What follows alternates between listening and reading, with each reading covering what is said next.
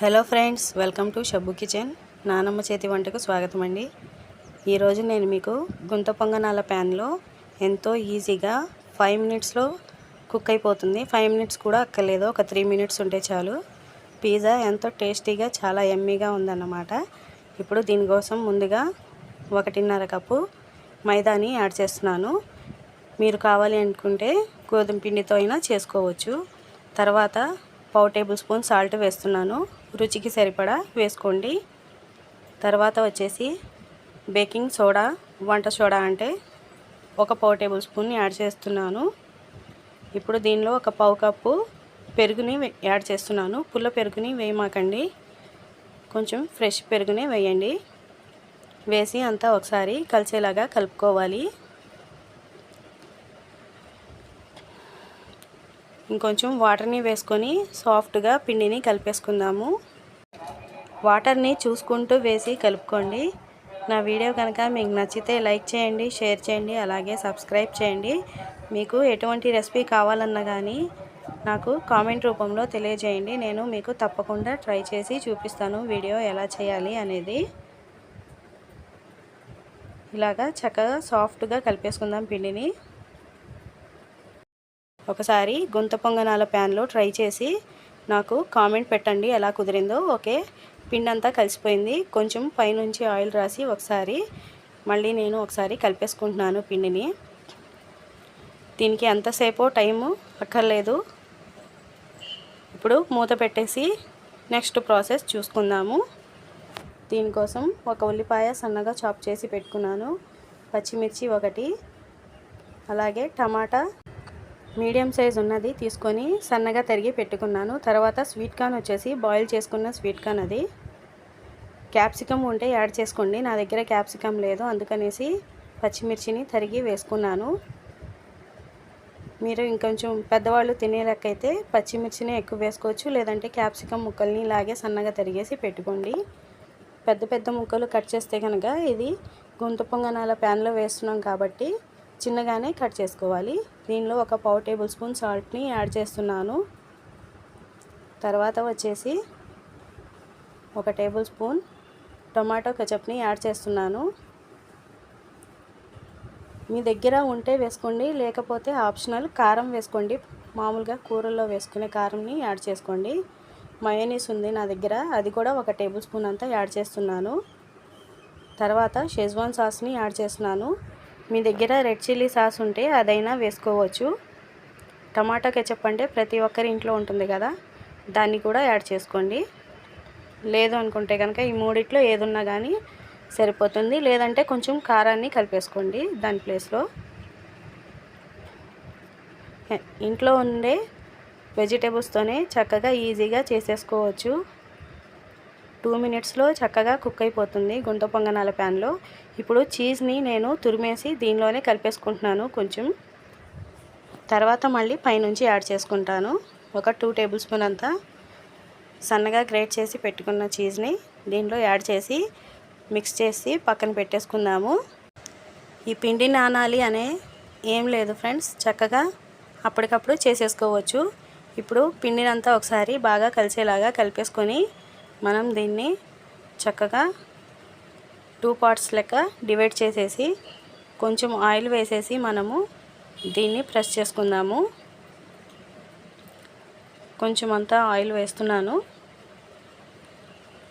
ఇప్పుడు దీన్ని చపాతీ పీట మీద ఒత్తేసుకుందాము.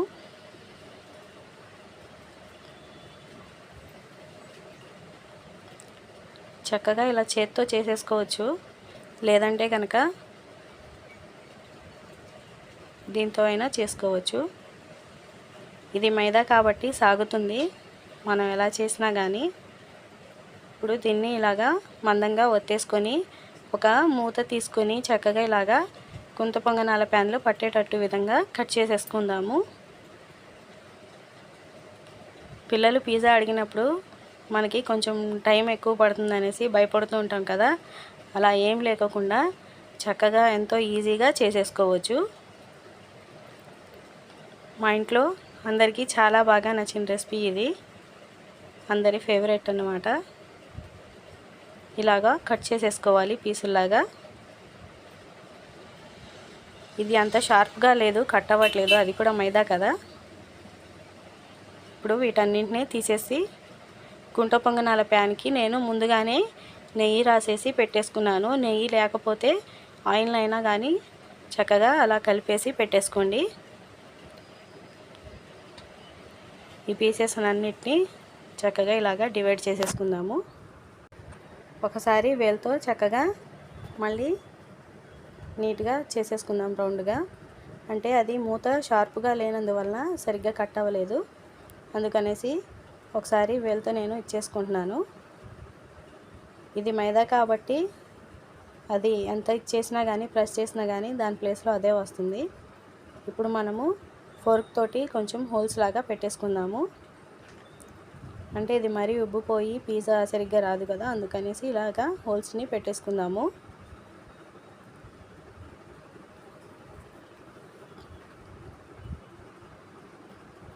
ఇలా పెట్టేసి గుంత పొంగనాల ప్యాన్కి నేను ముందుగానే నెయ్యిని అప్లై చేసుకున్నాను. బటర్నైనా అప్లై చేసుకోవచ్చు, లేదంటే ఆయిల్ అయినా అప్లై చేసుకోండి. కొంచెం హెల్తీగా ఉంటుందని పిల్లలకి నేను నెయ్యిని అప్లై చేశాను. ఇలాగా పైకి వచ్చేసేలాగా పెట్టుకోకుండా చక్కగా ఇలాగా నొక్కేసుకోండి. అలా ఉంటే కనుక కింద బేస్ అనేది అతుక్కోదు, ఎయిర్ ఉండిపోయి, అందుకనేసి కొంచెం వేలితో ఇలాగా ప్రెస్ చేసేసుకోండి. నా రెసిపీ కనుక మీకు నచ్చితే ఒకసారి లైక్ చేసి సబ్స్క్రైబ్ చేసి మీరు ఎక్కడి నుంచి చూస్తున్నారో నాకు ఒకసారి కామెంట్ రూపంలో తెలియజేయండి ఫ్రెండ్స్. ఒకసారి ట్రై చేసి తప్పకుండా నాకు కామెంట్ రూపంలో తెలియజేయండి.